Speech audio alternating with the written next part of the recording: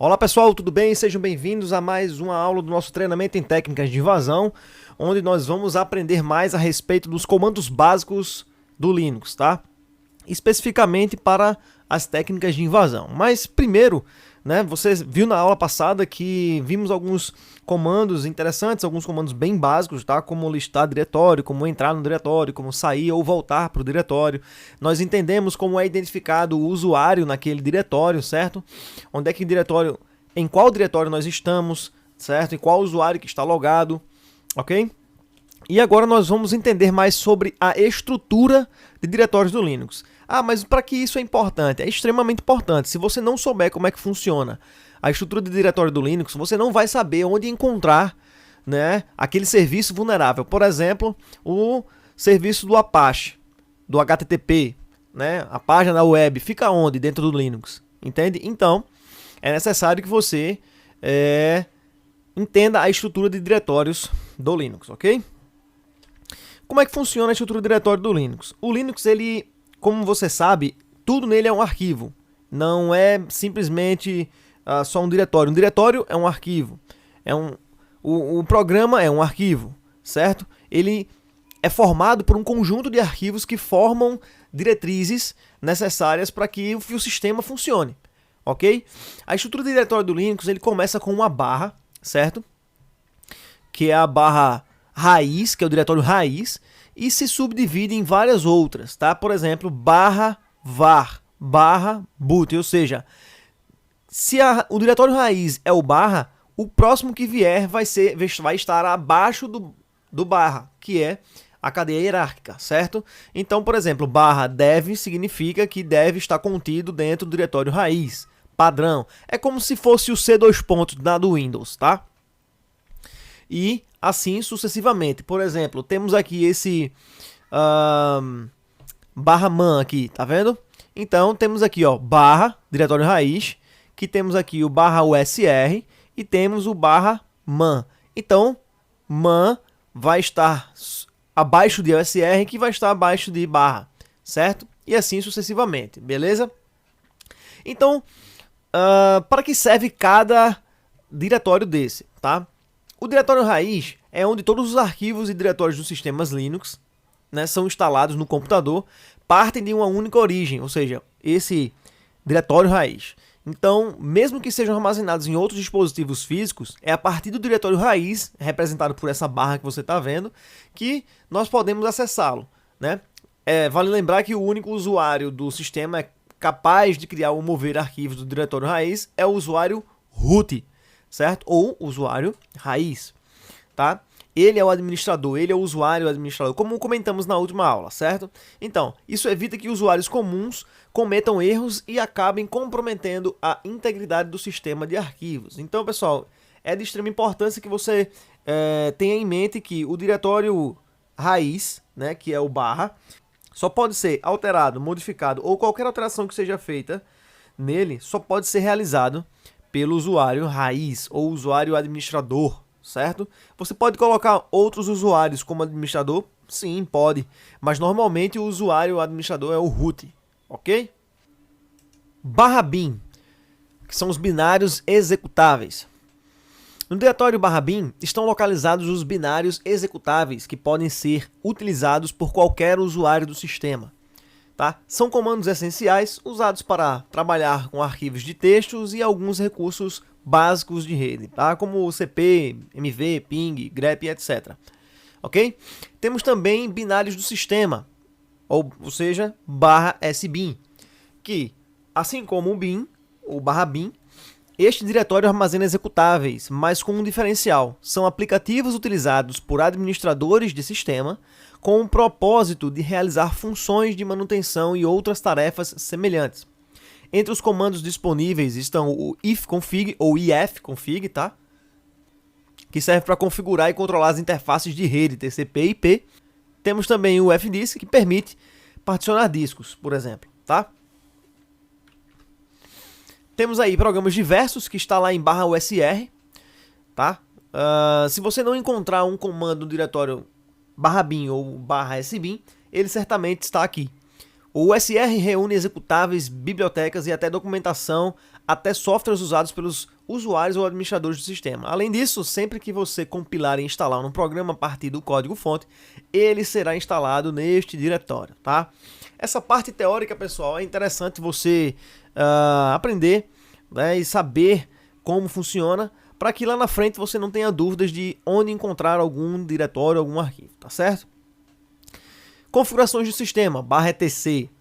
Tá? Nesse diretório ficam arquivos de configuração que podem ser usados por todos os softwares, tá? Além de scripts especiais para iniciar ou interromper módulos e programas diversos. Por exemplo, é no etc que se encontra o arquivo resolve.conf ou resolve.conf, com uma relação de servidores DNS que podem ser acessados pelo sistema, tá? Com os parâmetros necessários para isso. Então, o arquivo resolve.conf, existem outros arquivos também, como por exemplo, dentro do etc, que é o init.d/arquivo, que serve para restartar ou iniciar ou parar algum serviço do sistema. Nós vamos ver isso mais à frente, tá bom? Temos também as bibliotecas, que é o /lib, library, certo? Neste ponto do sistema de arquivos, ficam localizadas as bibliotecas usadas pelos comandos presentes em /bin e sbin. Normalmente, os arquivos de bibliotecas começam com o prefixo ld ou lib, tá? E possuem a extensão so, tá bom? Temos aí o diretório opcionais, que é o opt, que são aplicativos adicionais que não são essenciais para o sistema, tá? Que terminam neste diretório.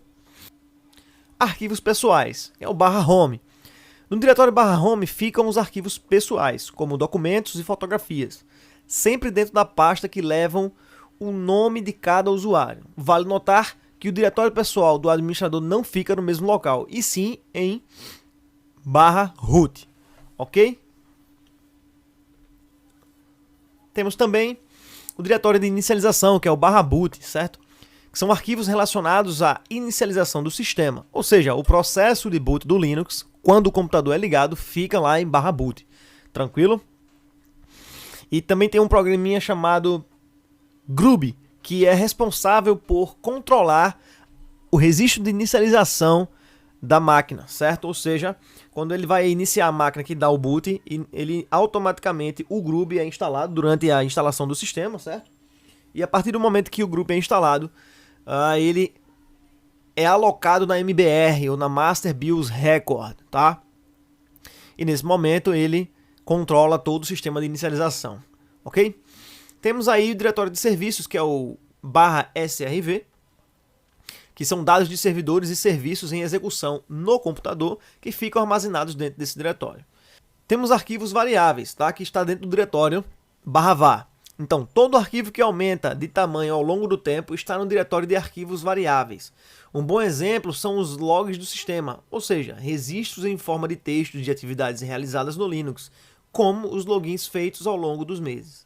Ok? Então, nesse diretório, tudo que acontece no sistema é gravado em logs, em arquivos de texto, certo? Então, se você quer debugar algum problema, se você quer entender como funciona, se você quer descobrir alguma coisa, você vai em /var, /log e o log do sistema, né? Que é normalmente o arquivo messages ou arquivo /var, /log, o nome do programa e o log dele, certo?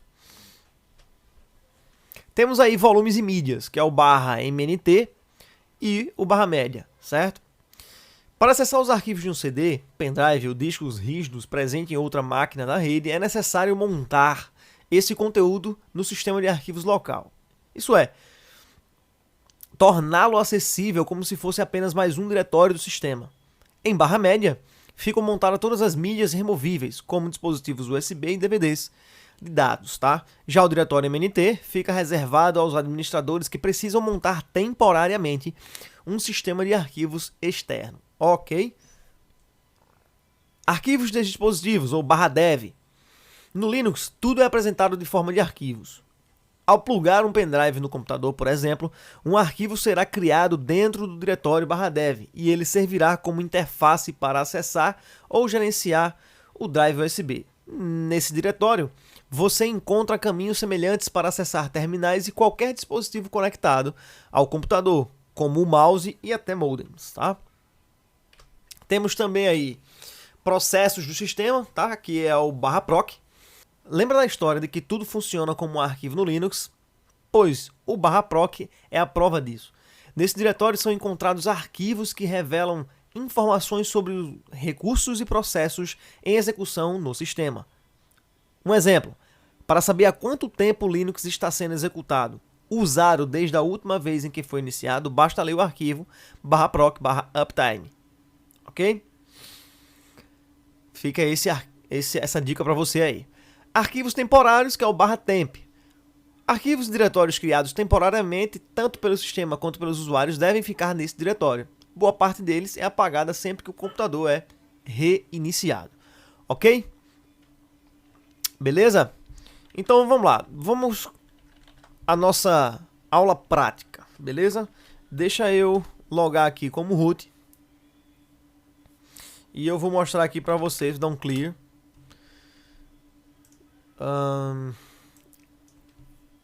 Alguns comandos básicos, tá, que nós vamos utilizar durante o curso. Muitos comandos desses vamos utilizar.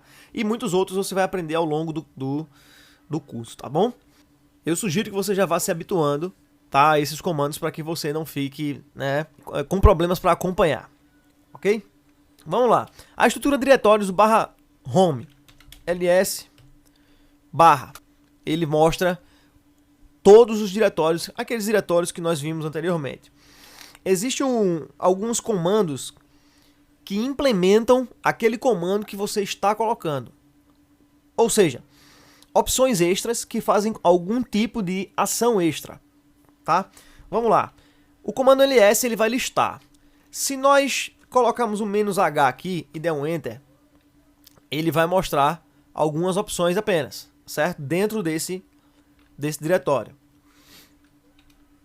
Se nós colocarmos aqui, que isso aqui chamamos de flags, certo? "-h", "-e". Se nós colocarmos "-l" aqui, ele vai listar da seguinte forma. Ele vai listar as permissões, ele vai listar o usuário e o grupo dono desse arquivo, desse diretório. Ele vai listar aqui o tamanho desse diretório, a data de criação e a hora de acesso. Ok? Então, o comando ls-l, tá? Ele vai listar dessa forma. Só que existe uma forma de nós melhorarmos esse tamanho aqui. Por exemplo, o ls-lh. Ele vai mostrar o tamanho de uma forma que os humanos conseguem entender, de uma forma mais humana, certo? Ou seja, esse tem um tamanho de 4K, esse diretório tem um tamanho de 4K também, aqui tem esse arquivo tem um tamanho de, né, 8K também, ok? Então vejamos, várias flags podem ser utilizadas na execução de muitos comandos. Por exemplo, se nós acessarmos aqui, ó, cd /, nós vamos acessar agora o diretório /, certo? Vou dar um clear aqui e vou dar um ls-lh. Olha como vai aparecer, ele vai mostrar aqui todos os diretórios, /bin, boot, dev, etc, home, lib, certo? Media, opt, e assim vai. Ele vai mostrar aqui todos a lista de permissões, tá? Ele vai mostrar aqui o ID, o grupo e o dono desse diretório e o tamanho desse diretório. Mês e dia de criação e ano, beleza? O ls-lh faz isso. Porém, existe uma dica também importante que você pode estar adicionando para verificar arquivos em oculto. Claro, e como em todo o sistema, o Linux também tem arquivos em oculto, certo? Esses arquivos em oculto, eles são tidos com um ponto na frente, beleza? Então, se eu colocar aqui, ó, ls-lha, ele vai mostrar arquivos ocultos se tiver algum. Diretórios ocultos não tem. Vamos ver aqui, deixa eu dar um cd e voltar e executar o mesmo comando. Olha só, existem inúmeros diretórios aqui em oculto no diretório do /root, certo? No diretório padrão, aqui, ó. .bashrc é um arquivo, .cache é um diretório, porque a cor muda aqui, mas existem sistemas, você não pode se delimitar pela cor, certo? O que é que você faz? Para saber se é um diretório ou não. Você vem aqui na lista de permissões, tem um D na frente aqui, ó, tá vendo aqui? Esse D indica que é um diretório, beleza? Isso aqui é um arquivo, porque não tem a flag ou a opção dizendo aqui que é um diretório, certo? Então ele é um arquivo, beleza? E no mais, arquivos compactados ele mostra como vermelho, arquivos normais ele mostra como em branco e assim vai, tá certo? E diretórios, nesse caso, ele vai mostrar em azul, tá? Então temos aqui, ó, .nano, .msf, .local, .maltego, né, .java, .gconf, isso são diretórios ocultos, ok? Tudo que tem um ponto na frente significa que ele vai estar oculto. Eu posso acessar isso aqui pela minha interface gráfica? Claro que eu posso. Eu clico aqui no meu diretório, minha pastinha aqui, e ele vai mostrar tudo isso aqui, ó. Tá vendo? Na área de trabalho, na minha pasta pessoal, tem aqui downloads, music, template, da mesma forma que nós temos aqui downloads, certo? Music, templates e assim por diante. Só que nosso intuito não é nem criar uma pasta por aqui, botão direito, nova pasta, o que seria muito mais simples, mas o nosso intuito aqui é utilizar a nossa tela de comando, o nosso shell, certo? Beleza? Então, já que sabemos, né, temos ciência daqui de como funciona aqui o LS, de como funciona aqui em como colocar um arquivo oculto para aparecer, certo? Através do LS, nós vamos fazer aqui alguns detalhes, tá bom? Nós vamos fazer algumas práticas aqui. Como é que eu faço para criar um arquivo no Linux? Muito simples. O comando mkdir, perdão, ele vai criar um diretório. O comando mkdir, ele vai criar um diretório no Linux, tá? E eu vou fazer o seguinte, eu vou criar o diretório aqui, o diretório aula 03, certo? Comando aula 03. Deixa eu só tirar esse slide daqui. Pronto, ok. Não, vou colocar aqui, aula 04, beleza? Ele vai ser um arquivo .txt. Ele vai ser um diretório que nós vamos criar agora, certo? Vamos dar um ls-lh aqui. Olha, aula foi criada. Agora eu vou dizer uma coisa importantíssima para você. Todo sistema Linux, ele é um sistema case sensitive. O que significa isso? Significa que L não é igual, vou botar aqui, ó, é diferente, certo? De L minúsculo, certo? As flags ou as opções de letras maiúsculas fazem uma função e as opções de letras minúsculas fazem outra opção. Então, nunca confundam, tá?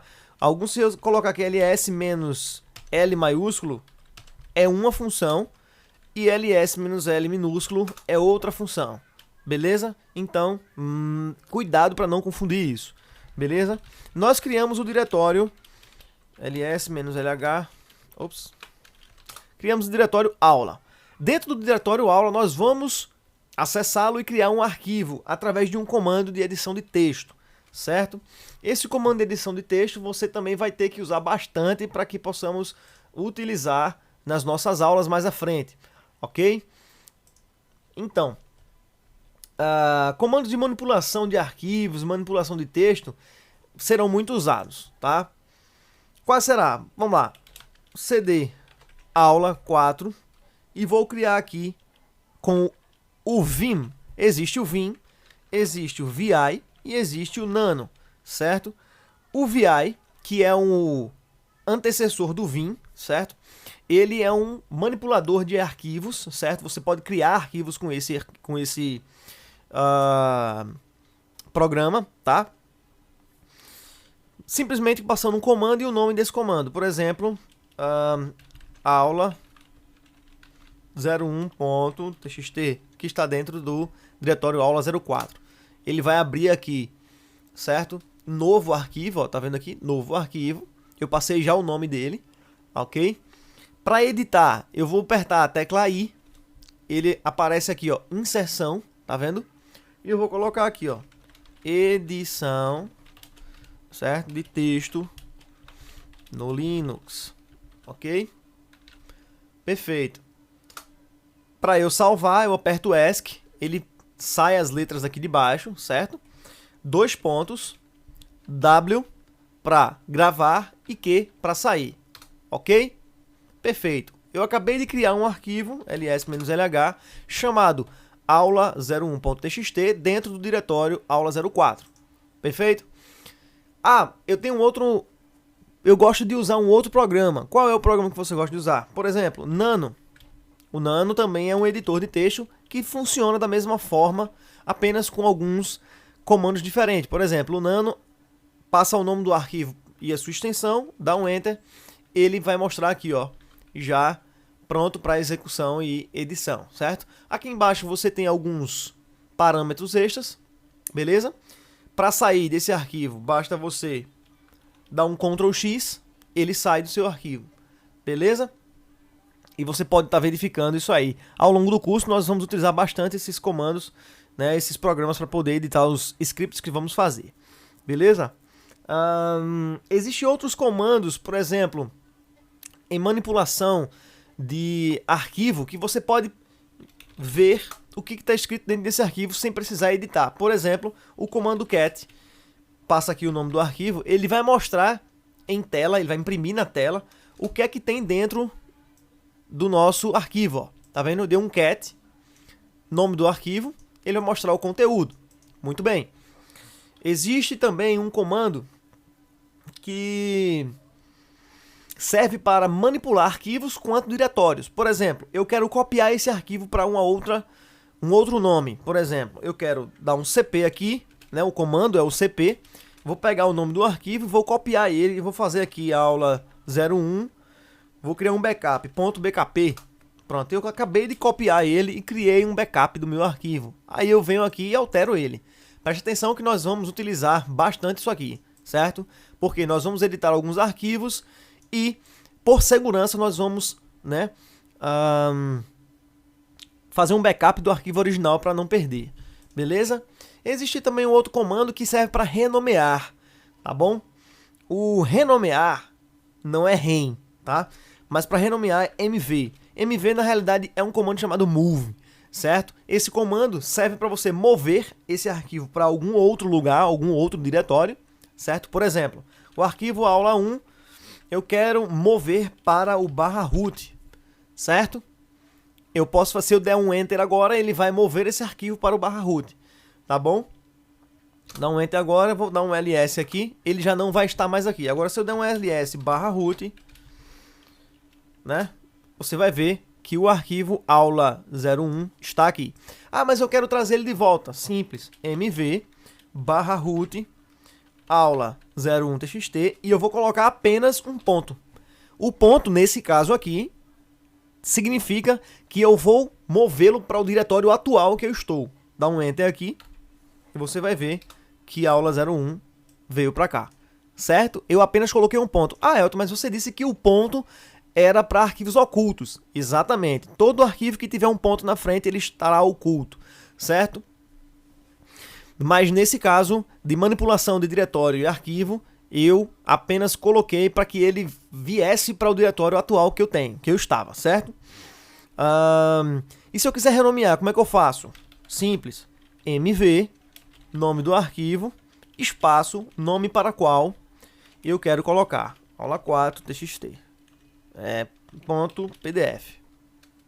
Certo? Dá um ls aqui. Você pode notar que ele já renomeou o arquivo e a extensão. Certo? Tranquilo. Existem muitos outros, tá, pessoal? Comandos de manipulação de arquivos e diretórios. Beleza? Por exemplo, eu quero apagar um arquivo ou uma pasta, certo? Eu vou criar dois exemplos. Eu vou voltar aqui para o root. Vou criar aqui um diretório mkdir teste. Vou entrar em teste e vou criar dois diretórios mkdir, né? abc qwe. Pronto, eu tenho dois diretórios aqui. Preste atenção no exemplo, tá? Dentro do diretório ABC, eu vou criar um arquivo, vou passar aqui um parâmetro interessante, cat, arquivo arc01 vou colocar aqui arquivo de teste, certo?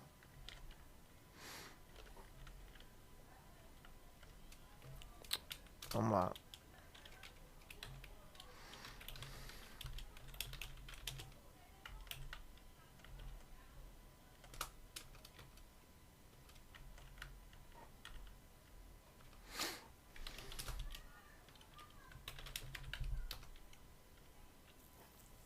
Pronto. Ele passou aí, certo? Tem um arquivo dentro. Vamos voltar aqui para o diretório raiz. E eu vou ensinar vocês agora a deletar recursivamente e deletar um diretório por vez, beleza? Por exemplo, vamos lá em aula 04 e eu tenho um arquivo aqui. Eu quero deletar o arquivo de backup, certo? Eu vou dar aqui um RM, aula 01, certo? E vou dar um Enter. Ele removeu o arquivo de backup, certo? O arquivo aula 01. Se eu digitar agora rm-rf, ele vai forçar recursivamente, beleza? Então vamos fazer o seguinte, deixa eu voltar agora para o diretório teste. Se eu der um rm em teste aqui, ó, que é o diretório, certo? Ele diz que não é possível remover teste, é um diretório. Por que ele está dizendo que não pode remover teste? Porque tem outros diretórios dentro, certo? Então, se eu der um RM aula 04, ele também diz que não pode, porque existe um arquivo dentro dele, aqui, ó, tá? Então, como é que eu faço para deletar sem ter que ir lá em cada diretório e deletar cada um? Simples. Eu digito aqui, deixa eu dar um clear aqui, rm-rf, tá? Ele vai deletar recursivamente. O que significa recursivamente? Significa que ele vai lá no último diretório e começa, ou o arquivo, e começa a deletar dele e vai saindo até chegar no último, tá? E eu vou deletar aqui o teste. Deletei teste. Pronto. Ele forçou, certo? Se você observar aqui, já não existe mais teste aqui, tá? Só aula 4 que nós criamos. Ele foi lá em cada diretório e trouxe e apagou de trás para frente. Ele entrou em cada diretório, apagou o último arquivo em cada diretório que tinha e finalmente apagou o diretório teste, tá certo? Existem outros comandos, né, de manipulação de arquivo, manipulação de texto, tá? Que nós vamos ver ao decorrer do curso, beleza? Mais à frente, nas próximas aulas, nós vamos ver que existe agora um comando muito interessante para você trabalhar, que mesmo que você não saiba, você vai ler as instruções dele e vai, né, conseguir fazer os seus testes funcionarem.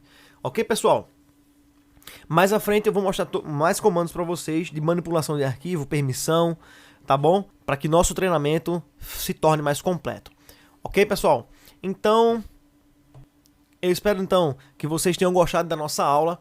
Qualquer dúvida, entre em contato conosco através dos meios de comunicação que nós temos apresentado para você, certo? Não saiam daí, até a próxima aula.